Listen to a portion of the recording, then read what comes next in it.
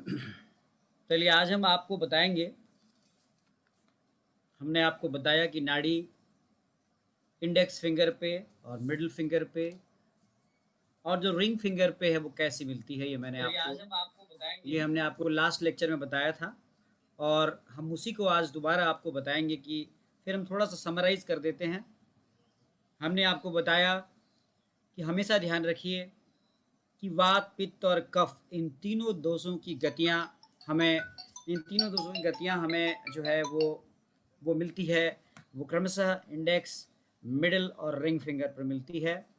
और सामान्य रूप से ये गतियाँ जो हम एहसास करते हैं वो अपनी अपनी फिंगर्स के जो है वो डिस्टल एंड पर, डिस्टल एंड यानी हमारी ये फिंगर है तो इसकी ये डिस्टल एंड है, यहाँ पर इसको हम फील करते हैं।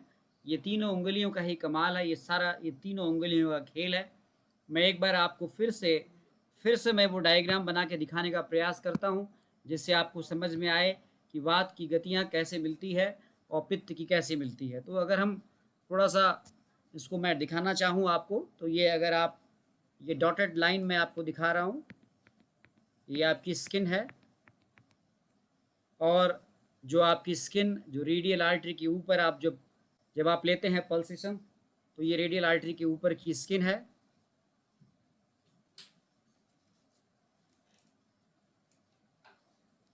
तो ये मैंने आपकी फिंगर को बनाने का प्रयास कर रहा हूँ मैं। ये आपको मैंने उस दिन भी दिखाया था। ये आप टुवर्ड्स आप इसको हैंड मान लें और इसको टुवर्ड्स हार्ट मान लें। ये हैंड की तरफ है और ये वाला डायरेक्शन जो है वो हार्ट की तरफ जा रहा है। तो ये आपकी जो है वो इंडेक्स फिंगर है। यदि हम इसको बताएं तो ये इंडेक्स फिंगर है। This is your index finger. ये इंडेक्स फिंगर है आपकी और इंडेक्स फिंगर के नीचे जो आपको जो स्पाइक मिलता है वो कैसा मिलता है। वो स्पाइक ऐसा मिलता है, आप यहाँ गौर से देखें तो वो स्पाइक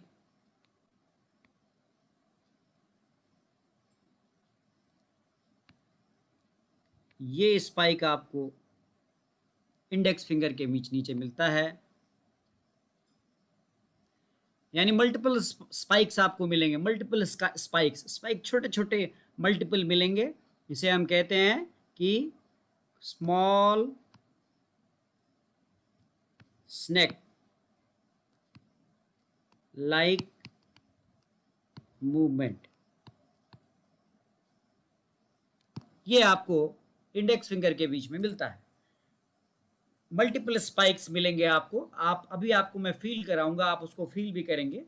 यदि इसी डायग्राम को मैं बीच में बनाऊं, मेरा चित्र बनाया हुआ आपको दिख रहा होगा, कल मैंने बनाया था ये चित्र, मैं दोबारा क्योंकि ये बार बार ये बनेगा। ये आपकी मिडिल फिंगर है, this is your middle finger. और मिडिल फिंगर आपको पता है कि इसको कौन से दोष को रिप्रेजेंट करती है, ये पित्त को रिप्रेजेंट करती है। ये पित्त को रिप्रेजेंट करती है। ये किसको रिप्रेजेंट करता है, ये वात को रिप्रेजेंट करता है। यहाँ पर जो स्पाइक आएगी वो इस प्रकार की स्पाइक, कूदती हुई स्पाइक आएगी।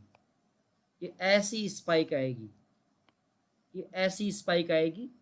ये इस प्रकार से आपको कोई चीज़ जंप करके आ रही है ऐसी स्पाइक आएगी, यानी मिडिल कर्व जो है ये फील होगी। यहाँ पर आपको मल्टीपल कर्व्स फील होंगी। यहाँ पे मिडिल पर डिस्टल एंड ऑफ द जो हमारा मिडिल फिंगर है वहाँ पर उछलती हुई स्पाइक आपको फील होगी। और यदि हम कहें तो कफ की बात करें तो यही फिंगर तीसरा मैं यहाँ पर डायग्राम बना रहा हूँ। आप इस तीसरे डायग्राम को देखिए। इस तीसरे डायग्राम पर जो कफ है ये कैसा फील होगा हमको, ये इस तरह से।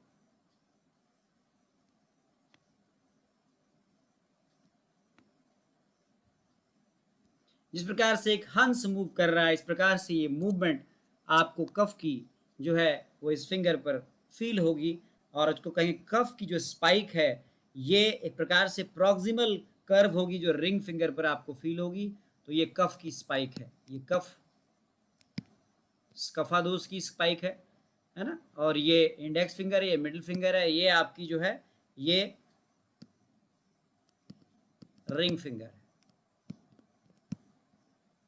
तो इस प्रकार से आपको ये 3 प्रकार की, ये स्मॉल स्नेक लाइक, ये फ्रॉग लाइक,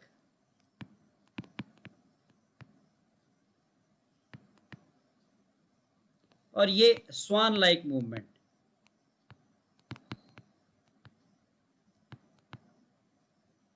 ये 3 चीजें आपको नाड़ी की गतियों में, ये 3 चीजें आपको मिलती है तीनों अंगुलियों के नीचे। एक में स्पाइक देखो आप, स्मॉल एस सेपेड स्पाइक है। दूसरा में स्पाइक देखो तो आपको सीधे वो टकरा रहा है, आपके उछलता हुआ स्पाइक है जो फ्रॉग लाइक मूवमेंट को शो कर रहा है। और तीसरा जो स्पाइक है वो स्वान लाइक मूवमेंट, एक स्मॉल मूवमेंट आपको जो है वो proximal curve of the ring finger पर फील हो रही है। जो आपकी पित्त की स्पाइक है वो आपकी जो जो आपकी मिडिल फिंगर है उसके मिडिल कर्व पर आपको फील होगी, ये मध्य कर्व है यहाँ पर फील होगी। और जो स्मॉल स्नेक लाइक मूवमेंट है ये आपकी इंडेक्स फिंगर के डिस्टल एंड पर फील होगी। ये तीनों चीज़ों को आपने फील करना है। और मैं आपको अब फिर से, अब आपके पास आ जाता हूँ। तो क्या आपको इस प्रकार की स्पाइक्स फील हो रही हैं? Can you feeling the spikes? Just go through the radial end of the your just put your place your finger, ये तीनों फिंगरों को प्रेस करो। देखो अगर आपने ये चीज़ समझ ली, ये चीज़ अगर आपने समझ ली डॉक्टर्स, मेरे स्टूडेंट्स, तो आपने नाड़ी का ज्ञान 25 से 30% समझ लिया। नाड़ी का ज्ञान 100% तो मैं आपको कराने की श्योर देता ही नहीं हूँ। मैं आपको 70% भी अगर इसकी नॉलेज दे देता हूँ तो 30% तो आप खुद उसको समझ जाएंगे। तो मैं यही कहना चाह रहा हूँ कि आप पहले पहले पहले सामान्य चीज़ को देखना सीखो। सामान्य जब आएगा तो आप निश्चित मानो कि आपको जो है वो पैथोलॉजिकल कंडीशंस भी देखने आएगी।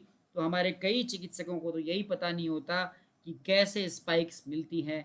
यदि आप अब पहली बात आप, मैं चैट बॉक्स में देखता हूँ आपके कितने लोगों को ये चीज़ मिल रही है। अब आप मुझसे मत, मेरे मेरे दबाव में मत आओ। आप अपने अपने उंगलियों पर बहुत आराम से पढ़ो। देखो this is my style of teaching, that's why you all are coming here. नहीं तो नाड़ी पढ़ाने वाले बहुत बैठे हुए हैं। अल्नर एंड से देखा तो फिंगर की पोजीशन चेंज होगी। अल्नर एंड से नहीं, आपने रेडियल एंड से देखना है मुबिन जी। रेडियल एंड, रेडियल एंड से देखो, ये देखो ना, ऐसे देखो ना, ऐसे ये तरीका है ही नहीं इसका correct. This is the wrong method, don't, याद कर लो, this is a wrong method. You just put your hand like this. इस प्रकार से का क्या कंफ्यूजन है? कोई कंफ्यूजन नहीं होगा। स्मृति जी क्या कंफ्यूजन हो रहा है? आप एक एक उंगली को प्लेस करो। Just place your first your index finger, index finger को प्रेस करो ऐसे। इंडेक्स फिंगर को प्लेस करो, करो करो करो करो, फील करो उसको। और just try to feel there is a small snake like movement जिसमें कि छोटा सा ऐसा सांप चल रहा है, छोटा सा थ्रेड लाइक। पहले ये फील हुआ आपको? कितने लोगों को फील हुआ? वैसे तो ये समय नहीं है सही, it is not the right time. Yes sir I can find it, Kanwaljit Kaur ji को फाइंड हो गया। स्मृति चंदेल जी क्यों कंफ्यूजन है? कोई कंफ्यूजन नहीं है, देयर इज नो कंफ्यूजन। प्रयास करिए, मिलेगा आपको, ऐसा नहीं है। सबको मिलेगा तो आपको भी मिलेगा। पहले एक उंगली इंडेक्स, इंडेक्स को प्लेस करो, रेडियल एंड से प्लेस करो। तरीका सीखो, radial end, 2 fingers below the अंगुष्ठ मूल। अंगुष्ठ मूल से 2 भाग छोड़ करके आप अपनी इंडेक्स को प्लेस करो। फिर उसके बाद मिडिल को प्लेस करो। फिर आप जो है वो रिंग को प्लेस करो। जैसे दवा, जैसे गाना बजाते हैं ना, गाना बजाते हैं जिस प्रकार से, वैसे ही इस स्थान पर अपनी उंगलियां लगाओ और उसको फील करो। प्रेशर का एक्सेस आपको खुद लेना है। वात और पित्त पर आपको प्रेशर कम भी रखोगे, पित्त पे तो बहुत कम रखोगे, तब भी पता चल जाएगा। वो उछल उछल के आता है। वात पे भी प्रेशर नहीं देना है। और अगर वात पे आप अधिक प्रेशर दोगे तो गायब हो जाएगा, वो सांप खिसक जाएगा आगे। इट विल मूव, इधर उधर चला जाएगा खिसक के। तो पित्त पे प्रेशर बहुत कम रखो, वात पे थोड़ा सा प्रेशर रखो और कफ पे थोड़ा अधिक प्रेशर रखो। कफ की नाड़ी को समझने के लिए थोड़ा सा प्रेशर रखना है, और प्रेशर के अलावा आपकी सेंसिटिविटी बहुत ज़रूरी है, जिसके लिए आपकी सेंसिटिविटी टच सेंसेशन को इम्प्रूव करने के लिए आपने कौन सा मर्म दबाना होता है? विच मर्मा पॉइंट?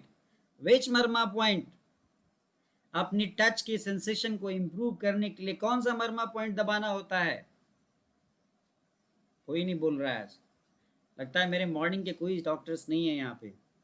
शंख मर्म दबाना होता है, यस। तो शंख मर्म को दबाओ, उंगलियों के टच के सेंसेशन को इम्प्रूव करो, और देन मॉर्निंग टाइम में इंडेक्स के नीचे वात, वात की जो स्पाइक है वो distal end of the index finger पर आपको फील होगी। डिस्टल एंड, ये डिस्टल एंड है। पित्त की जो स्पाइक है ये आपको मिडिल पर फील होगी, यहाँ पर फील होगी, बिल्कुल मिडिल पर फील होगी। और जो कफ की स्पाइक है वो आपको प्रॉक्सिमल एंड पर, थोड़ा सा ये नज़दीक के हिस्से पर प्रॉक्सिमल एंड पर आपको वो इस प्रकार से, इस ये प्रॉक्सिमल एंड है, इसके पीछे नीचे दूर चले जाओगे तो ये डिस्टल एंड है। और ये जो पूरा का पूरा जो मिडिल है, देखो तीन चीज़ ध्यान रखना है इसमें, ये तीन उंगलियां हैं, गौर से देखो, दीज आर 3 फिंगर्स, ये तीन उंगलियां हैं, ठीक है। This is the index, it presents the vat. This is the middle, this presents the pit. This is the ring, this presents the kapha. तो इंडेक्स पे आपको, इंडेक्स के यहाँ डिस्टल एंड पर ही आपको थ्रेड लाइक फीलिंग हो जाएगी। जो पित्त की फीलिंग है वो आपको मिडल पे स्पाइक आके टकराएगा यहाँ पे, और जो कफ की फीलिंग है ये आपको एकदम प्रॉक्सिमल एंड पर हल्का सा दबाव लगाओगे, थोड़ा सा दबाओगे, लगेगा एक छोटी सी हल्की गति चल रही है। अभी मैं बताऊंगा, इसको और एक्सप्लोर करूंगा। तो ये तीन चीजें आपको समझनी जरूरी है। Sir I am unable to feel pitta and kapha clearly, does it mean vata dosha? Yes, definitely definitely, और एवरीथिंग इज, अभी अभी this is not the right time to, पहले ही बोल दिया प्रातः समाचार, पहले ही तो बता दिया ना, कृताक्षारः परिग्रहम सुखासीनम सुखासीनम। तो अभी तो वक्त है ही नहीं, पर हम क्या करें, आप 6 बजे आते नहीं हो हमारे पास, तो हमने इसी टाइम पर पढ़ाना होता है कि नहीं? पर चलो, जितना भी आप समझ सकते हो, समय की भी देखना पड़ता है, आप सुबह नहीं आ सकते हो, और हमारी भी व्यस्तताएं हैं, पर जितना भी आप जान सकते हो जानो। तो ये डायग्राम आपको जो मैंने बताया, ये आपको समझ में आया? ये स्पाइक समझ में आई? ये स्पाइक का कैरेक्टर समझ में आया आपको? बताइए, मर्मा एडवांस की क्लास कब से स्टार्ट होगी? आगे बात करेंगे, एडवांस नहीं, अभी अभी होने वाली है, कल परसों से स्टार्ट करेंगे, ठीक है। चलिए, तो हम कहते हैं एक रेफरेंस है, इस रेफरेंस को याद रखो, जो योग रत्नाकर का रेफरेंस है वो मैं लिख देता हूँ यहाँ पे, ये जानना बहुत ज़रूरी है। मैंने एक रेफरेंस आपको इससे पहले भी बताया था, यही रेफरेंस मैं योग रत्नाकर का भी आपको देता हूँ। ये रेफरेंस कहता है, इसको क्लियर कर दूँ, ये आ गया क्लियर ना? इंडेक्स के नीचे जो small snake like movement, you can feel this at the, कहाँ पे? At the distal end. और मिडल ऑफ द फिंगर पे आपको फ्रॉग लाइक मूवमेंट, स्पाइक आके टकराएगी, वो पित्त को है। और जो प्रॉक्सिमल एंड पर आपको जो फील होगी वो स्पाइक, एक सर्पीली स्पाइक, जो लहराती हुई स्पाइक, जैसे स्वान मूव कर रहा है धीरे धीरे, हंस की गति, वो आपको कफ रिंग फिंगर पर आपको फील होगी। मैं इसको हटाता हूँ। Now I am clearing this diagrams. Now आप देखो, एक रेफरेंस है, अग्रे वात वहा, अग्रे वात वहा नाड़ी, ये योग रत्नाकर का रेफरेंस है। मध्य बहती पित्तला, अग्रे वात वहा नाड़ी, मध्य बहती पित्तला। और अंते, देखो क्या कह रहे हैं, अंते श्लेष्म विकारेण, श्लेष्म विकारेण, अंते श्लेष्म विकारेण, विकारेण नाड़ी गेया बुधे सदा, नाड़ी गेया बुधे सदा। ये योग रत्नाकर का रेफरेंस है। ये रेफरेंस बताता है आपको कि आगे सबसे पहले आगे बहती है वो वात है, मध्य में बहने वाली पित्त है, और अंत में बहने वाली जो नाड़ी है वो कफ है। और इसी नाड़ी को देख करके आप सारे सारे रोगों को, पर जानकार व्यक्ति ही इसको जान सकता है। तो जानकार हैं तो आप सारे रोगों का पता लगा सकते हैं। तो ऑलवेज हमेशा ध्यान रखिएगा कि कि always feels the pulse from, pulse को कहाँ से फील करते हैं भाई, always feel the pulse, pulse को कहाँ से देखना है हमने, रेडियल साइड से, pulse should be feel from, pulse should be feel from, कहाँ से, रेडियल साइड, रेडियल है, रेडियल साइड से जाना है आपको। और जब भी आप देखें तो आप हमेशा ध्यान रखें कि आप जो रेडियल साइड में जो आपका जो थंब है, जो आपका थंब है, अंगूठा है, जो आपका अंगूठा है, उसको आपने क्या मानना है, जो आपका radial side next to thumb is considered the outer side, तो आपने इसको आउटर साइड मानना, ये वाला हिस्सा आउटर साइड है आपका और ये वाला हिस्सा इनर साइड है आपके लिए, ये आउटर साइड हो गया, ये इनर साइड हो गया। तो इस प्रकार से आप हमेशा ध्यान रखेंगे कि जो जो आपका आपका जो जो रेडियल साइड है, जो थंब के पास है, उसको हम आउटर साइड मानेंगे और जो नेक्स्ट साइड है उसको हम इनर साइड मानेंगे। और हम हमेशा रेडियल साइड्स पर एक बोनी प्रोट्यूबरेंस है जिसको हम कहते हैं रेडियल ट्यूबरकल। तो रेडियल ट्यूबरकल को ऑलवेज आप देखिए, यहाँ पे रेडियल ट्यूबरकल है, रेडियल, इस पर एक आपको हड्डी सी फील होगी, ट्यूबरकल फील होगी, इसी के ऊपर स्टाइलाइट प्रोसेस भी है। तो रेडियल ट्यूबरकल पर ये आपने वहाँ से आपने एक्सेस लेना है। यहाँ पे दो स्कूल ऑफ थॉट्स हैं, दो तरह के लोग हैं। वो कहते हैं फिंगर प्लेसमेंट में, कहते हैं कि इन फिंगर का प्लेसमेंट जो है वो ठीक रेडियल ट्यूबरकल के ऊपर होना चाहिए, कुछ लोग कहते हैं, कुछ लोग कहते हैं कि रेडियल ट्यूबरकल के ठीक नीचे होना चाहिए। तो हम कहते हैं कि रेडियल ट्यूबरकल के अगर आप ऊपर अगर आप फिंगर प्लेस करेंगे तो आपका फिर गैप बन जाएगा, एक गैप बनेगा जो आपके डिस्टल एंड और आपके मिडिल फिंगर के बीच में गैप मरेगा। तो आपने कुछ नहीं करना है, आपने सीधे सीधे अंगुष्ठ मूल देखिए, अंगूठे का मूल देखिए और यहाँ मूल से आप 2 अंगुल छोड़ दीजिए नीचे और अगला जो इंडेक्स फिंगर है वहां पर प्लेस करिए, तो आपकी प्लेसमेंट बिल्कुल बिल्कुल सही आएगी। तो आपने ऑलवेज क्या करना है, आपने ऑलवेज ध्यान रखना है कि आपका जो फिंगर है वो अंगुष्ठ मूल से 2 अंगुल छोड़ करके आपका इंडेक्स फिंगर आना चाहिए, उसके बाद आपका मिडिल फिंगर आना चाहिए, फिर उसके बाद आपका, इसी को प्रेफर करते हैं और आपको भी हम यही बताते हैं कि आप भी इसी तरह से आप अपनी नाड़ी का परीक्षण करें। तो अगर आप इस प्रकार से नाड़ी देखते हैं, यदि आप इधर से उंगली लगाते हैं तो आपकी इंडेक्स आ जाएगी किस पे, इंडेक्स आ जाएगी आपके, अब आप देखो मैं अल्नर से लगा रहा हूँ, मैंने क्या किया, अल्नर से प्लेस कर दिया, नहीं देखो मैं अल्नर से प्लेस कर रहा हूँ, तो अल्नर से प्लेस किया तो क्या हो रहा है, अल्नर से प्लेस कर रहा हूँ तो क्या हो रहा है, देखो अल्नर से प्लेस कर रहा हूँ तो क्या हो रहा है, इंडेक्स आ गया, कफ उल्टा पुल्टा हो गया, नहीं हो गया, करेक्ट है नहीं है, एग्रीड हो नहीं हो। अगर मैंने अल्नर साइड से लिया रॉन्ग तरीके से तो सारा सिस्टम क्या हो गया, उल्टा हो गया। इसीलिए लॉजिकली लॉजिकली जो है ऑर्डर ही चेंज हो गया, पित्त तो वहीं रहा पर वात और का बदल गया, तो भैया ऑर्डर चेंज हो गया ना। तो इसीलिए उसी स्कूल ऑफ थॉट्स को मानो जो आपको लगता है अग्रे वात वहा नाड़ी मध्य पित्त मध्य वहति पित्तला अंत श्लेष में विकारेणम, तो फिर उसको अग्रे वात वहा कह रहे हैं तो अग्रे से ही तो नापोगे ना वात को, मध्य तो ठीक है मध्य, और अंत को फिर अंत से ही तो नापोगे, तो सीक्वेंस में कोई सिस्टमेटाइजेशन होना चाहिए। इसीलिए कोई कहे कि नहीं नहीं जी हम तो जो लेंगे अल्नर से ही लेंगे, तो भैया हाथ जोड़ के नमस्कार कर लो, तुम अल्नर से ही ले लो भैया मेरे, हम तो रेडियल से ही लेंगे और वही करेक्ट है। तो ये बात समझ में आ रही है। देखो हम छोटी छोटी चीज़ें जो आपको नहीं पढ़ाई जाती है वो चीज़ों को हम करेक्ट करने का आपको प्रयास करेंगे और आपको इतना जरूर काबिल बना देंगे कि आप आगे जा कर के नाड़ी विज्ञान को समझ सकोगे। और मेरे विचार में जितना मैंने पढ़ाया है, जितना मैंने पढ़ाया अब तक, वो आपने समझा है। यदि आपको कोई भी डाउट हो आप पूछ सकते हो, मैं ग्राफ बनाऊंगा, डायग्राम बनाऊंगा, आपको बताऊंगा। तो अग्रे वात वहा नाड़ी, वात कैसा, ये देखो वात, ये देखो वात कहाँ मिल रहा है, इंडेक्स के, इंडेक्स के कहाँ पे मिल रहा है, इंडेक्स फिंगर पे, इंडेक्स फिंगर के कहाँ पे मिल रहा है, डिस्टल एंड पे मिल रहा है, ये देखो यहाँ पे मिल रहा है ना। और मध्य, ये रेफरेंस छोड़ दो, ये रेफरेंस सारे सारे ये जो नाड़ी विज्ञान का जो भी कलेक्शन है वो कुछ चीज़ें हमने रावण कृत ग्रंथ से करेक्ट की है, कुछ चीज़ें मैं जो नाड़ी में मैं फॉलो करता हूँ, मैं आपको टू बी फ्रैंक बताऊँ, हम किसी न किसी गुरु को फॉलो करते हैं। तो मैं जो अधिकांश जो स्कूल ऑफ थॉट्स को फॉलो करता हूँ, वो जो स्कूल ऑफ थॉट्स है वो वसंत लाड जी का है। मैं क्लियर बताता हूँ आपको, क्योंकि वो मुझे बहुत साइंटिफिक लगता है, वो वैज्ञानिक लगता है। और थोड़ा बहुत अब जो है मेरे में जो इन्फ्लुएंस आ रहा है वो, अब जो जो ट्रेडिशनल इन्फ्लुएंस आ रहा है वो थोड़ा बहुत, वो वडियार जी का जो मैंने देखा है उनका, उससे मैं थोड़ा इन्फ्लुएंस हुआ हूँ।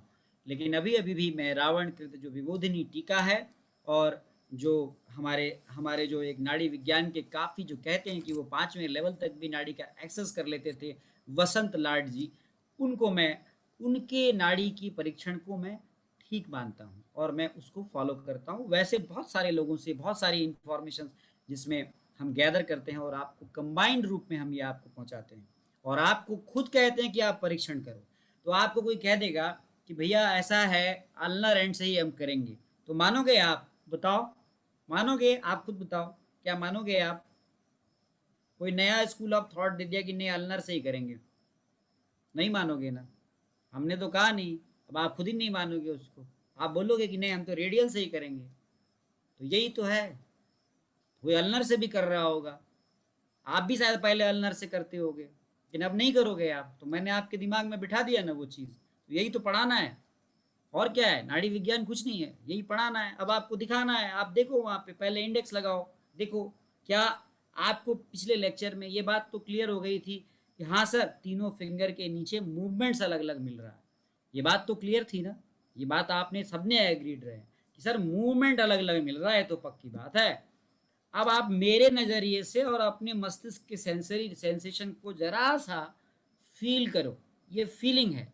इंडेक्स फिंगर के नीचे एक स्मॉल सर्पीली गति मिल रही होगी आपको, हाँ अभी नहीं आ रही होगी, कभी कभी किसी किसी को नहीं आती है। अच्छा तो पित्त पे देखो, सुशीत बैनर्जी जी, पित्त पे देखो कुछ उछल के आ रहा है, ऐसा आ रहा है, ऐसा उछल के आ रहा है, देखो स्पाइक आपके मिडल ऑफ द फिंगर पे लग रहा है, देखो गौर से देखो आप, हल्का सा दबाने पे आ रहा होगा, देखो ट्राई करो, कितने लोगों को आ रहा है? चलो सुशीत बैनर्जी को छोड़ के कितने लोगों को मिडिल फिंगर के सेंटर पे एक ऐसा पुश करता हुआ ऊपर की तरफ धक्का मारता हुआ, एक धक्का मारता हुआ जो धक्का दे रहा है आपको, ऊपर लिफ्ट कर रहा है आपको उंगली को, ऐसा आ रहा है नहीं आ रहा है?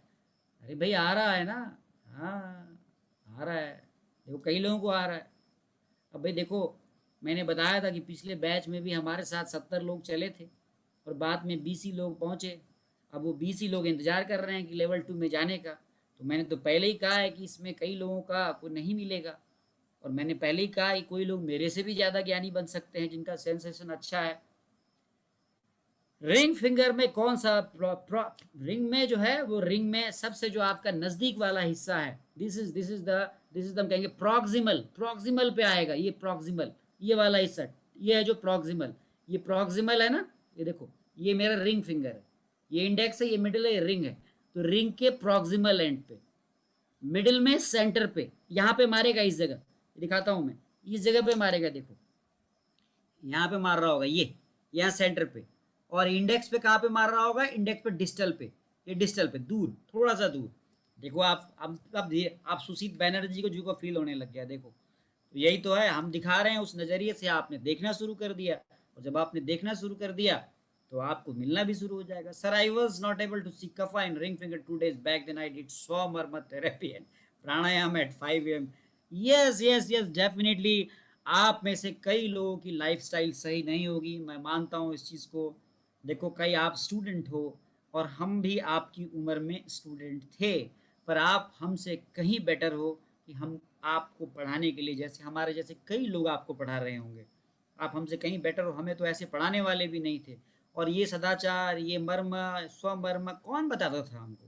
तो निश्चित है आप में से भी कई लोग इन चीज़ों को अभी फॉलो नहीं कर रहे होंगे, और जो फॉलो कर रहे हैं वो उनका सेंसेशन ज़्यादा होगा, सेंसेशन ज़्यादा होगा। Sir I might be wrong, but proximal वाला पार्ट पीछे नहीं होना चाहिए, प्रॉक्सिमल नज़दीक होता है, प्रॉक्सिमल इज ऑलवेज नियरेस्ट, मैं कह तो रहा हूँ proximal is nearest, distal is always distant. मैं कह नहीं रहा, आपको शायद समझने में गलत हो रहा है, आप गलत नहीं है, आप सही हैं, प्रॉक्सिमल नियरेस्ट है, प्रॉक्सिमल नियरेस्ट है, और जो डिस्टल है वो दूर है, और जो टिप वाला पार्ट है वो मिडिल में है बिल्कुल।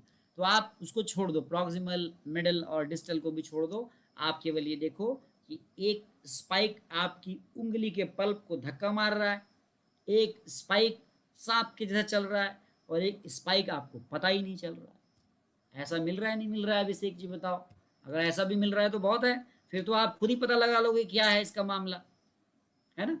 तो आप इसके बाद खुद ही पता लगा लोगे कि मामला क्या है, व्हाट इज द।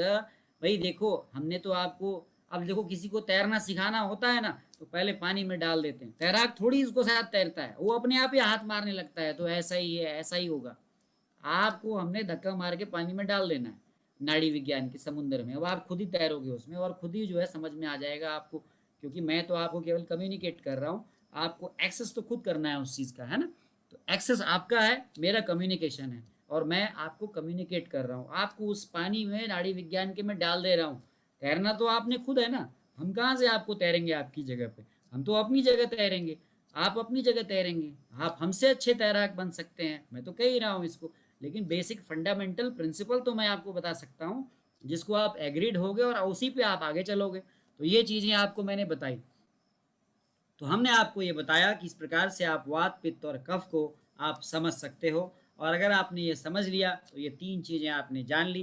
पहला, कभी भी अल्नर एंड से आपने नहीं देखना है नाड़ी, ऑलवेज जो है राइट तरीका नाड़ी देखने का क्या है, रेडियल एंड से देखना है। और हमेशा ध्यान रखो कि दो अंगुल नीचे चलना है, वो करेक्ट मेथड आता है। अब हम चलते हैं कैरेक्टरिस्टिक्स पे। वात कैसा होता है, बड़ा ध्यान से देखना, ये मैं लिखूंगा आपके लिए। ये मैंने नई टेक्निक नाड़ी विज्ञान में ही डेवलप की है, वहीं से मैंने ढूंढा ये भैया समझाने के लिए कैसे करें, तो हमने ये बोर्ड टेक्निक ढूंढी हमने। चलिए इसको हम यहाँ से उड़ा देते हैं, ये चलो भैया। अब आओ, अब आओ कैरेक्टरिस्टिक्स। वात कैसा होगा, पित्त कैसा होगा, और कफ कैसा होगा, इसके बारे में पढ़ते हैं। तो वात का जो पल्स है, वात की जो नाड़ी है, अगर वात की नाड़ी आप देखोगे तो वो फास्ट होगी, तेज होगी, और हल्की होगी, फीबल होगी। फास्ट, फीबल, देखो बहुत जरूरी है ध्यान ना। कोल्ड होगी, कोल्ड होगी, पतली होगी, थिन होगी। और जब आप दबाओगे, बहुत इंपॉर्टेंट है, डिसएपियर ऑन प्रेशर, डिसएपियर, आप देखना उस पर दबाओगे ना तो गायब हो जाएगी, सांप आगे खिसक जाएगा। डिसएपियर ऑन प्रेशर, कहाँ पे आप देखते हो इसको? Best felt in index finger, index finger पे देखते हो आप इसको। और कैसी मूवमेंट होती है इसकी, गति कैसी होती है इसकी? इसकी गति होती है like small snake like movement, snake like movement. ये बात साहब है। चलिए साहब, अब हम पित्त की बात कर लेते हैं। जो पित्त की जो है वो पल्स प्रोमिनेंट होगी, आपको पता चल जाएगा, आपकी उंगली के मध्य में वो स्पाइक टकरा रहा है, अभी मैंने बताया था आपको डायग्राम बना के। प्रोमिनेंट होगी, स्ट्रांग होगी, पता चलेगा, ऊपर धक्का मार रही होगी आपको। और गर्म होगी, हॉट होगी। अब गर्म और ठंडा तो समझने में थोड़ी दिक्कत आएगी आपको अभी। फोर्सफुल होगी, फोर्सफुल होगी। और क्या होगा, आपकी पाल्पिटिंग फिंगर को ऊपर उठाएगी, वो धक्का मार के लिफ्ट्स करेगी, लिफ्ट्स अप द फिंगर। इसको जो पाल्पेट करने वाली फिंगर है उसको क्या करेगी, वो लिफ्ट करेगी, lifts up the palpating finger. पाल्पेटिंग finger को ऊपर धक्का मार के, मेढक धक्का मारता है ना, ऊपर उछलता है, ये मेढक ने धक्का उछल के गया इधर, तो ऊपर आपको फील हुई, तो मूव्स लाइक अ कैसा, फ्रॉग। ये पित्त की गति है भाई साहब। अब आते हैं कफ साहब, कैसे दिखेंगे आपको? कफ जो है वो गहरे होंगे, थोड़ा गहराई है इनमें, डीप है। और क्या है इनमें कैरेक्टर, अगर आप देखें तो धीमी है ये। और क्या कैरेक्टर है इनमें देखो तो ब्रॉड है ये, फैलाव ज़्यादा है इसमें, ब्रॉड है। और क्या है इसमें अगर देखो तो थिक है, थोड़ी सी मोटी है, थिक है। और क्या है इसमें, ठंडी है ये, कूल है, शांत है। कूल से, कूल और वार्म दोनों होती है, कूल टू वार्म, ध्यान रखना। कफ जो है कूल और वार्म दोनों कैरेक्टर लेता है, लेकिन ये रेगुलर मिलेगी आपको, ये ज़्यादातर ये रेगुलर होती है। और कहाँ मिलती है ये रिंग फिंगर पे आप इसको फील कर सकते हो। You felt in the ring finger. और कैसी होती है, जैसे स्विमिंग लाइक अ स्वान, जैसे एक हंस तैर रहा है, हंस गति। ये सर्प गति, ये मंडूक गति, और ये वाली जो गति है ये कैसी गति है, लाइक स्वान लाइक मूवमेंट, स्वान लाइक मूवमेंट। यानी कि वह स्वात की जो सामान्य गति है वो छोटे सर्प की गति, पित्त की गति जो है वो छोटे मंडूक की गति, और कफ की जो गति है वो हंस की गति। और अगर ग्राफ के तरीके से देखो तो मैं फिर उसी डायग्राम को रिपीट करता हूँ। एक ऐसा एस लाइक थ्रेड बना रहा है, एक ऐसा स्पाइक बना रहा है, एक इस प्रकार का स्पाइक बना रहा है ऊपर टकराता हुआ, और एक इस प्रकार से मूव कर रहा है। ये तीनों तीनों अलग अलग स्पाइक्स बन रहे हैं। Is it clear to all of you? ये क्लियर है ना? सर्प गति, वात की, fast, feeble, cold, thin, disappear on pressure, index finger पर small slick like movement. Pitta की गति, prominent, strong, hot, forceful, lifts up the palpating finger like a frog. और हंस की गति, kapha, deep, slow, broad, thick, cool और वार्म, और regular, और रिंग फिंगर पर। और रिंग फिंगर पर आपको इस प्रकार की ये तीनों गतियां, पहली गति ये, दूसरी गति ये, और तीसरी गति ये तीनों आपको फील होती है। तो ये मैंने आपको डायग्रामेटिक प्रेजेंटेशन दिया। वात और पित्त भी रेगुलर होगी, सारी रेगुलर होगी, नॉर्मल में सारी रेगुलर होगी, पर क्रमशः कफ जो है ज़्यादातर रेगुलर होता है। वात कभी कभी, वात है ना, कभी कभी वात और पित्त इरेगुलर हो जाता है, इरेगुलर हो जाता है। लेकिन कफ चूँकि स्लो है, कूल है, वार्म है, थिक है, गहरा है, तो अधिकांशतया वो रेगुलर होता है। वात कैसा होता है, अगर आप दबाओगे ना तो गायब हो जाएगा, तो आपको लगेगा कि रेगुलर हो गया। मैंने बताया ना, प्रेशर आप दोगे वात की नाड़ी पे तो गायब हो जाएगा, वो फील ही नहीं होगी वो आपको, ऐसा होता है। तो ये आपको मैंने बताया, क्लियर होना चाहिए। अगर आपको इतनी चीज़ें क्लियर होगी, इसको नोट डाउन कर लो, और नोट डाउन करने के बाद एकदम माइंड में बिठा लो इसको, ऐसा बिठाओ कि कभी मत भूलो, तो आपको पल्स बिल्कुल समझ में आएगा। तो हमने पढ़ा कि पल्स को लेने का आइडियल टाइम मॉर्निंग टाइम है, पल्स को हम अभी दोपहर में नहीं लेते हैं। दूसरा हमने पढ़ा कि पल्स को लेने का टाइम जो है वो रेडियल एंड से है। तीसरा हमने पढ़ा कि पल्स को हमेशा अंगूठे के मूल से 2 अंगुल छोड़ के लेना है। अगर आप ट्यूबरकल पर अपनी उंगली रखोगे तो सारा गड्ढमड हो जाएगा, यदि आप अल्नर एंड से लोगे तो सारा गड्ढमड हो जाएगा। मैंने ये बताया आपको। तीसरा मैंने ये बताया कि वात की सामान्य गति जो है वो सर्प की गति है, small snake like movement. Pitta की सामान्य गति, मेरी बात पर बहुत गौर करना, पॉइंट टू पॉइंट। पित्त की सामान्य गति मंडूक गति या भेग गति है, जो एक सिंगल स्पाइक टकराता है आके, जो आपकी उंगली को लिफ्ट करना चाहता है।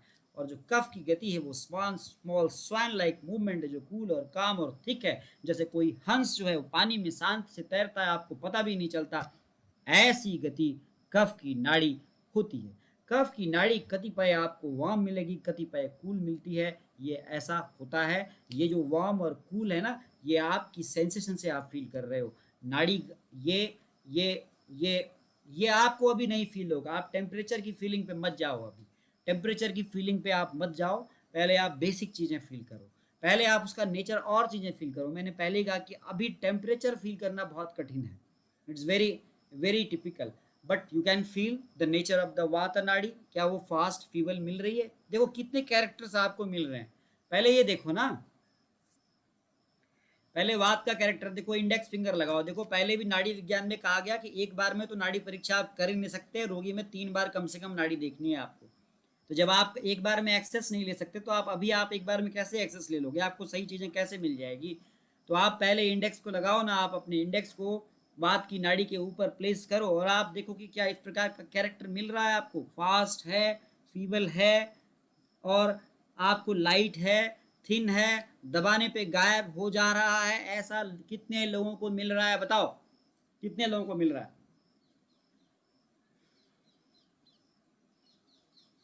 कितने लोगों को ऐसी नाड़ी मिल रही है? आकाश सेठी जी को मिल रही है। देखो आप पहले इंडेक्स, ज़्यादा ज़्यादा नहीं, सिंप्लीफाइड वे में पढ़ो, सिंप्लीफाइड, बिल्कुल सिंपल। फास्ट, फीबल, छोड़ दो टेम्परेचर, कोल्ड मिल रहा है तो ठीक है, नहीं मिल रहा है तो कोई बात नहीं। Light, thin, and when you are pressurising, it disappears. पहली बात तो इंडेक्स फिंगर को सही जगह पे रखना। दोबारा बताता हूँ, यस, अभिषेक जी को सारी मिल रही हैं। देखो अभिषेक जी तो हमारे कोई खास तो है नहीं, अभी सब कुछ मिल रहा है। अब सबको मेरे नज़रिए से देखोगे ना, अभी तो अपने नज़रिए से देख रहे थे फिल्म को, अब मैं दिखा रहा हूँ फिल्म तुमको। अब तक आपने अपने नज़रिए से देखा पिक्चर, अब मेरे नज़रिए से देख रहे हो। इधर जो मैं बैठा हूँ ना देहरादून से आपको लाइव दे रहा हूँ डेमोन्स्ट्रेशन, तो आप मेरे नज़रिए से देख रहे हो तो आपको मिल रही है। ऐसा हुआ है पिछले बैच में भी, पहले किसी को नहीं मिल रही थी, फिर धीरे धीरे मिलने लग गई और अब उनका नज़रिया ही वैसा हो गया। और आपको नाड़ी का ज्ञान उस दिन हो जाएगा, ध्यान रखना, जिस दिन पैसिवली, अभी तो आप एक्टिवली देख रहे हो उसको। Now you are observing this pulse with your active sense. जिस दिन आप पैसिव सेंस से उस नाड़ी को देखोगे, उस दिन आप नाड़ी के आचार्य बन जाओगे। पैसिव सेंस और एक्टिव सेंस का मतलब समझ में आता है? सुनो मेरी बात, do you understand the passive और एक्टिव सेंस? जब आप गाड़ी चलाना सीखते हो, गाड़ी चलाना सीखने जाते हो, आपको गाड़ी चलानी नहीं आती कार चलाने के लिए, तो आप क्या करते हो? ड्राइविंग स्कूल में आप एडमिशन लेते हो। ड्राइविंग स्कूल आपका पहले स्टीयरिंग देता है, आपका गियर अपने हाथ में रखता है, आप बड़ा एक्टिवली दाया बाया ऐसा वैसा, अरे देखते रहते हो ऐसे, अरे इधर आ गया, ब्रेक लगाना है, कुछ चीज़ें भूलते हो। अभी आप उसी स्थिति पे हो। जब आप 1 महीने के बाद आप अपनी गाड़ी पे आते हो ड्राइविंग स्कूल से, तो थोड़ा सा कुछ आते हो, अरे कहीं पीछे तो नहीं लग जाएगा, दाएं तो नहीं लग जाएगा। और आप 2 महीने के बाद तो आप भाई साहब कहीं सोच रहे हैं स्टीयरिंग वहीं घूम रहा है, ब्रेक भी लग रहा है आपका, एक्सीलेटर भी चल रहा है, गाना भी सुन रहे हो, अपने दोस्त के बारे में सोच रहे हो। पैसिव ड्राइविंग करने लगते हो नहीं लगते हो आप? बताओ, यू आर एग्रीड और नॉट? आप पैसिव ड्राइविंग करते हो, आप एक्टिव ड्राइविंग नहीं करते हो। आपके साथ चीजें अपने आप होने लगती है, वही चीज नाड़ी है।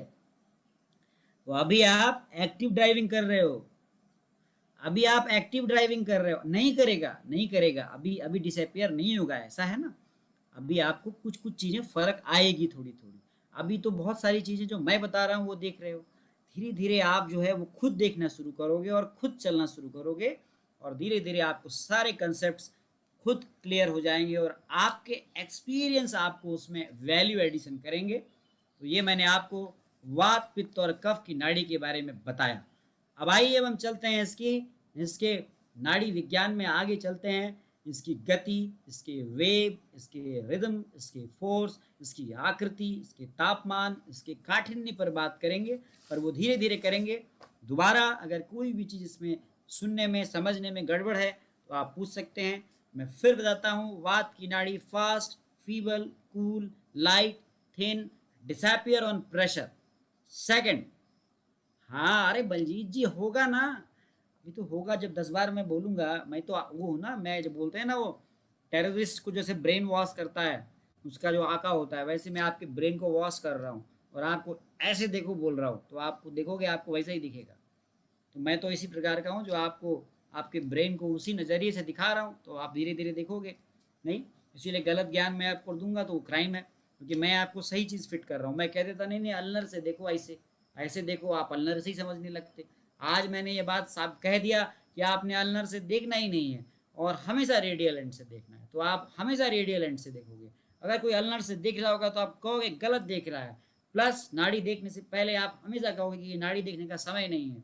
नाड़ी देखने का कोई आता है आपके पास, मेरी नाड़ी देख दो, बोलना सुबह आना। दूसरी तीसरी चीज़, नाड़ी देखने से पहले आपने हमेशा ये ध्यान रखना, एक बार में नाड़ी का एक्सेस नहीं मिलता। जब रावण जी को नहीं मिला जो प्रकांड विद्वान थे, तो आपको कैसे मिलेगा? उन्होंने 3 बार कहा, एक बार मरीज के देखो। और तीसरी चीज़, कुर पर से नीचे, कुर पर भाग भाजा, हल्का सा मसाज ऑलवेज करना जब भी आप नाड़ी देखते हो। Feebles means very weak, yes, तो how can it be the character of, नहीं नहीं नहीं नहीं, देखो यहाँ कैरेक्टर से मत जाओ। Don't don't confuse with the character, don't confuse with the, ये वात के कैरेक्टर से आपके नाड़ी के एक्सेस का कोई लेना देना नहीं है। प्रज्ञा साहू जी, हम अपनी 3 अंगुलियों के नीचे नाड़ी को ऑब्जर्व केवल डायग्नोस्टिक पर्पज से कर रहे हैं, आप ये बात ध्यान रखना। हम नाड़ी को ऑब्जर्व केवल डायग्नोस्टिक पर्पज से कर रहे हैं, हमारा और कोई उद्देश्य नहीं है। इससे उसके कैरेक्टर से इसका कोई लेना देना नहीं है। जो हमारी फीलिंग आती है वो ऐसी ही आती है, इसीलिए आपको ये ऐसा ही समझना पड़ेगा, ठीक है ना। हाँ, ये वात पित्त और कफ प्रकृति का श्लोक याद करेंगे तो और दूसरा याद रह जाएगा। हाँ, प्रकृति का, यहाँ प्रकृति का आपको, प्रकृति तो बहुत आगे अगले लेवल पे ले जाएंगे, स्टेज 2 पे। अभी आप प्रकृति रहने दो, प्रकृति और नाड़ी पहले ये लेवल 1 तो क्रॉस करो। लेवल 2 तो बड़ा खतरनाक है जब प्रकृति से हम मिलाएंगे इसको। अभी अभी तो आप बेसिक चीज़ें बता रहा हूँ मैं आपको। अभी तो मैं बता रहा हूँ कि ये हवाई जहाज है, ये इसका यहाँ से तेल डालते हैं, ये इसका विंग है, ये इसका जो है केबिन क्रू बैठने का जगह है। अभी तो मैं ये बता ही नहीं रहा हूँ ये उड़ता कैसे है। ये तो आगे लेवल 2 में जाना है आपको, अगर आप चाहेंगे तो जाएंगे। 20 लोग इंतजार कर रहे हैं, उसमें 20 और जोड़ दूंगा मैं तो 40 हो जाएगा। उनको वो इंतजार कर रहे हैं मेरे पास अभी, नाड़ी विज्ञान बैच 1 वाले। मैं ले नहीं पा रहा हूँ क्योंकि बहुत मेहनत करनी पड़ती है पढ़ाने के लिए।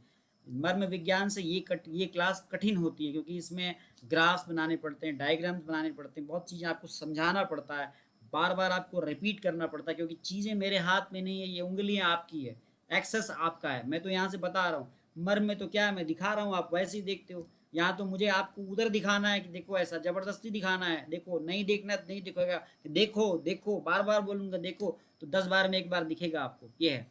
चलिए, तो अब हम आपको आगे थोड़ा सा आगे चलते हैं, 10 मिनट है हमारे पास, और हम आज थोड़ा सा कुछ चीज़ें और बताते हैं। अगर इतनी चीज़ें आपको समझ में आ गई हो तो हम कहें तो आगे चलें। अगर इसमें कोई शंका है आपको, बार बार आप नाड़ी पर हाथ रखिए और बार बार आप समझने का प्रयास करिए कि क्या। पहले तो आप बताइए कि आपको रेडियल अंड के नीचे वात पित्त कफ की फीलिंग हुई नहीं हुई, पहले ही बताइए। कितने लोगों को भी 60 से 70% पिछली बार भी आ रहे थे। मेरा आपसे कोई कोई कोई हमारे नज़दीक नहीं है, कोई मैं जानता भी नहीं आप लोगों को, अधिकांश लोगों को मैं पहचानता भी नहीं। जो आप बताएंगे हम वही मानेंगे। देखो, कई लोग 90% लोग कह रहे हैं कि हमें फील हो रहा है। मैं तो कह ही नहीं रहा हूँ कि 100% को फील होगा, नहीं होगा फील, पर अगर 70 to 80% को भी फील हो रहा है तो मतलब वो बात सही है। बहुमत जिधर जा रहा है वो बात सही है। बहुमत कह रहा है, ये एक्सेस हो रहा है कि चैट बॉक्स आपको एक्सेस दे रहा है कि नहीं सर जो आप कह रहे हैं वो हो रहा है। मैं तो आपको कह ही नहीं रहा हूँ, मजबूर कर ही नहीं रहा हूँ। चलिए, तो आपको मैं बताया कि स्मॉल स्नैक लाइक मूवमेंट, देखो बहुत बड़ा कंसेप्ट जो हमारे डॉक्टर्स में बहुत बड़ा कंफ्यूजन था। मैं नाम नहीं लूँगा, पिछली क्लास में मुझे तमाम लोगों ने बताया कि सर हमें आज तक ये बताया ही नहीं गया था।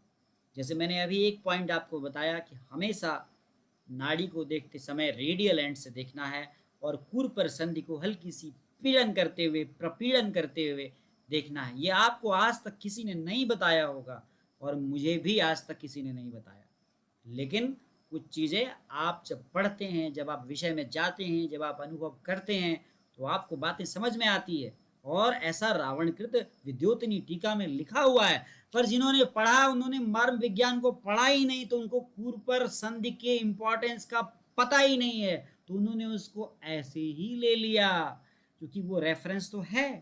पर मैंने इसलिए समझा क्योंकि मैंने मर्म पढ़ा और मैंने आपको मर्म में पढ़ाया कि कूर्पर संधि पर स्थित कूर्पर मर्म इतना महत्वपूर्ण है कि वो आपकी सारी बॉडी की फिजियोलॉजिकल फंक्शंस को रेगुलेट करता है। तो वो कैसे करता है, मैंने बताया कि वो आपकी नाड़ियों से बह रहे प्राण से करता है और कुछ नहीं है, और वही प्राण भगवान है। उसी प्राण को रावण कृत विबोधिनी टीका में कहा गया है कि ये प्राण जिस नाड़ी से बहता है वो जीव साक्षिणी है। देखो, आप पढ़ो उन चीज़ों को तो सारी चीज़ें आपको एक जैसी लगेगी, पर हमारे जो शिक्षक हैं, जो हमारे चिकित्सक हैं, वो कभी पढ़ते ही नहीं है इस तरह से। विषय को केवल एग्जाम पास करने के लिए पढ़ते हैं। अरे भैया, नाड़ी विज्ञान तो तुम्हारा कोई कोर्स में ही नहीं है, मर्म विज्ञान आपके कोर्स में ही नहीं है। पर आपको चूंकि वो दोनों चीज़ें आपने पढ़ी है और उसको शायद मैं आपको समझाने में सफल रहा हूँ, इसीलिए शायद आप नाड़ी विज्ञान भी इस तरह से समझ पा रहे हैं। नहीं तो ये इतना आसान नहीं है, बातें कितनी भी कर लो। तो यस, पूर्व पर मर्म स्टिमुलेट करेंगे, लाइटनेस होती है, ऑब्स्ट्रक्शंस को दूर करता है। कई लोगों में ब्लड वैस्कुलर ऑब्स्ट्रक्शंस होते हैं, थिकनेस ऑफ ब्लड को ठीक करेगा ये। तो इसी प्रकार आर्टीरियल, यहाँ रेडियल आर्टरी पर कोई ऑब्स्ट्रक्शन है तो क्या दिक्कत है, कूपर से यहाँ 3 बार मालिश कर दो, मरीज आया, हल्का सा मसाज करो, उसके हल्का सा 3 बार मसाज करो, फिर उसके जो आराम से उसके रेडियल एंड से इस प्रकार से पल्सेशन लो।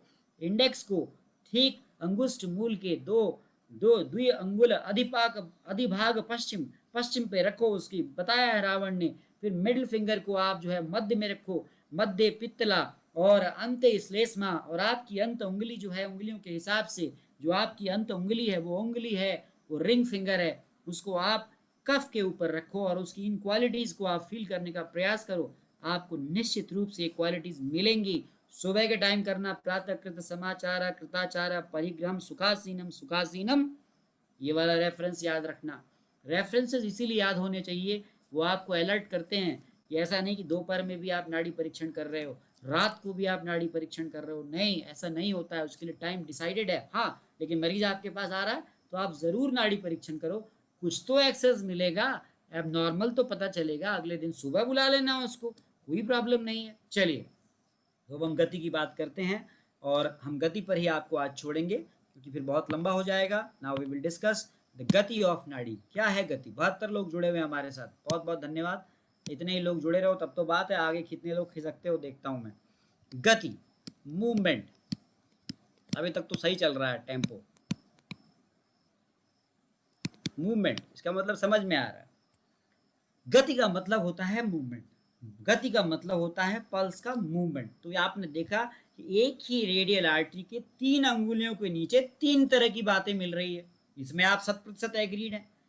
ये चीज आप एग्री कर रहे हैं कि एक ही रेडियल आर्टरी के 3 अंगुलियों के नीचे 3 तरह की चीजें आपको मिल रही है, इसमें आपको कोई डाउट नहीं, you have no any doubt. Now come to the point. तो आपको कॉम्प्लेक्सिटी और वेरिसिटी को अगर समझना है तो आपको इन पल्सेस की गति के वेरिएशंस पे गौर करना होगा और इनके लिए आपको अपनी सेंसिटिविटी को एक्सपेंड करना होगा, दोस्त अपने में देखना होगा। ऑलवेज कहते हैं कि हम दूसरों पे बुराई देखने चले, बुरा जो दिखने में चला बुरा ना मिलिया कोई, जो दिल खोजा आपना मुझसे बुरा ना कोई। यदि आपको सेंसेशन नहीं मिल रहा है तो आप सोचो कि मेरी सेंसिटिविटी लेवल कम है, I have to enhance my sensitivity level. आप उसके लिए स्पिरिचुअल प्रैक्टिसेस करो, उसके लिए मर्म आप स्वमर्म उत्प्रेरण करो, लेकिन निश्चित मानो एक दिन आपकी सेंसिटिविटी बढ़ेगी, 100% बढ़ेगी। तो ऐसा नहीं है नहीं बढ़ेगी, कोई भी चीज़ पॉसिबल नहीं है, ऐसा नहीं है। तो आपको हमेशा सेंसिटिविटी को बढ़ाना है।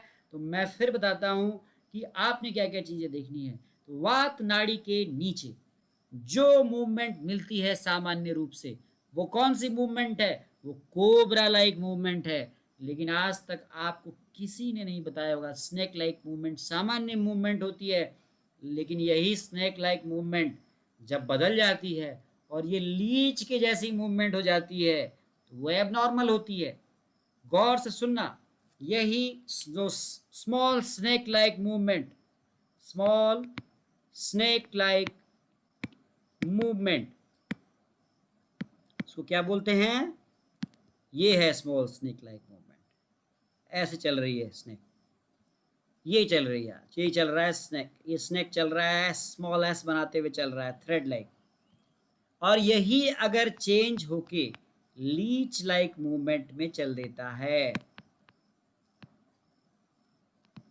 जोंक देखा आपने? जोंक, जलौका, जलौका कैसे चलती है? जलौका का मूवमेंट दिखाता हूं मैं आपको।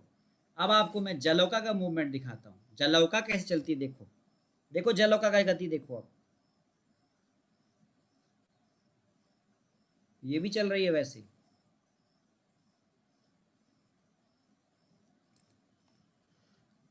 There is a change, slight change.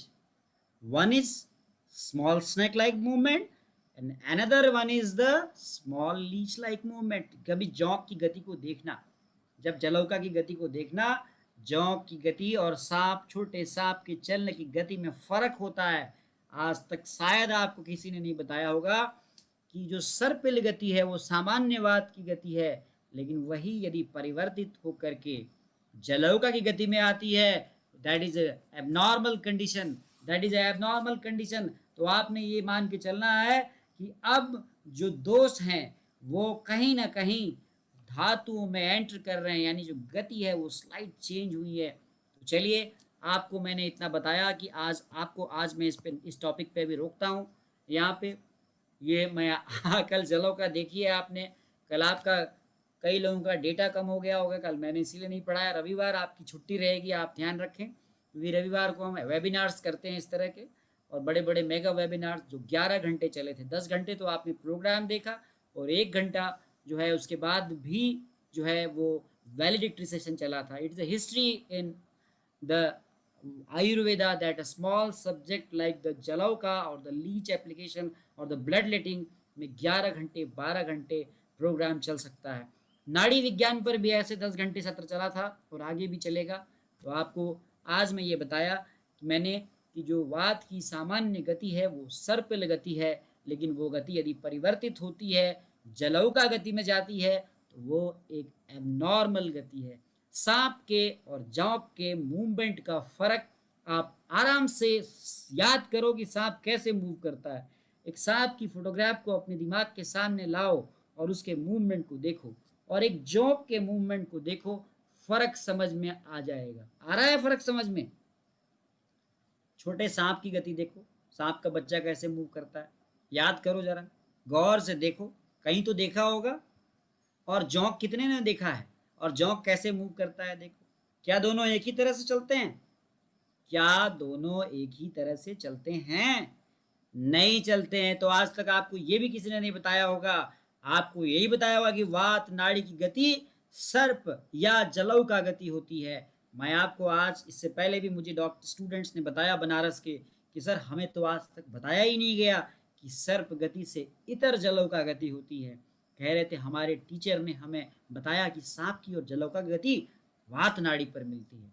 आपने तो सर पहली बार ये कंसेप्ट क्लियर किया कि जो वात की सामान्य गति है वो स्मॉल स्नेक लाइक मूवमेंट है, और जब वही गति थोड़ी सी परिवर्तित हो रही है, जोंक की तरह हो रही है, तो आप समझ लो कि मामला गड़बड़ है। और यदि आपने सामान्य और गड़बड़ का अंदाजा लगा लिया तो फिर आपके पास 10 चीजें हैं जो आप क्लिनिकल एक्सेस कर सकते हो। मूत्र है, मल है, जीवा है, शब्द है, स्पर्श है, दृघ है, आकृति है, वो सब देखो कहा है आचार्य ने योग रत्नाकर ने। लेकिन एबनॉर्मल का एहसास तो करो पहले। सबसे पहले नॉर्मल, फिर abnormal. First you have to learn the normal things, then only abnormal things. Thank you. It's find out very difficult. नहीं, कोई डिफिकल्ट नहीं है, कुछ भी डिफिकल्ट नहीं है।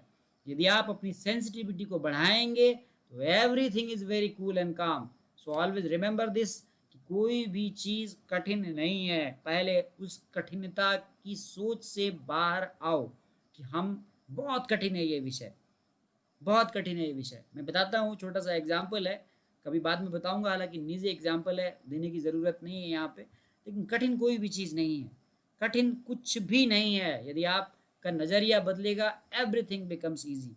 तो आप समझने का प्रयास करो, सेंसिटिविटी बढ़ाओ अपनी क्या ठीक है 45 साल की उम्र में किसी को तैरना सीखने में दिक्कत हो सकती है, मैं मानता हूँ। कोई व्यक्ति तैरना बहुत आसानी से सीख सकता है, मानता हूँ मैं इस बात को। कोई व्यक्ति ड्राइविंग बहुत आसानी से सीख सकता है, किसी को टाइम लगता है, ये तो होता ही है। तो यहाँ ये होगा, क्योंकि ये जो ज्ञान है ये आर्ट है, दिस इज नॉट अ, ये एक आर्ट है। हो सकता है कोई बहुत जल्दी लर्न कर जाएगा, किसी को टाइम लगेगा। तो टाइम लगेगा तो इसका मतलब ये नहीं कि वो नहीं सीखेगा, वो भी सीख जाएगा, थोड़ा समय लगेगा, एक्सेस मिलेगा। Thank you. 1 घंटे होने वाले हैं, मुझे और भी लेक्चर्स में जाना है। आप सभी का बहुत बहुत धन्यवाद। कल फिर मिलते हैं।